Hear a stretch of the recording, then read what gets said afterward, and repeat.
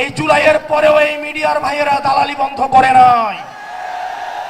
সময় television, ৭১ television, DBC আবার দালালি শুরু করে দিয়েছে।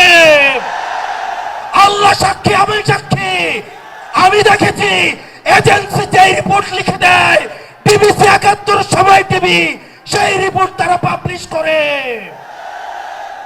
এই ডিবিসি ৭১ এবং সময় টেলিভিশন হাত বদল হয়েছে, কিন্তু চরিত্রের বদল হয় নাই। আপনাদেরকে আবারও জনগণের কাঠগড়ায় দাঁড় করাবো ইনশাআল্লাহ। এই মিডিয়া শুধু প্রশ্ন, দুনিয়ার যত প্রশ্ন, দুনিয়ার যত সমস্যা, আমাদের ইনকাম কি, আমাদের চলাফেরা কোন জায়গা থেকে আসে, আমাদের শার্ট কোন জায়গা থেকে কিনি, রাজনৈতিক কর্মসূচি কিভাবে হয়, দুনিয়ার সকল প্রশ্ন আমাদের জন্য। অন্যদিকে সকল প্রশংসা এবং সকল মুগ্ধতা একটা রাজনৈতিক দলের জন্য।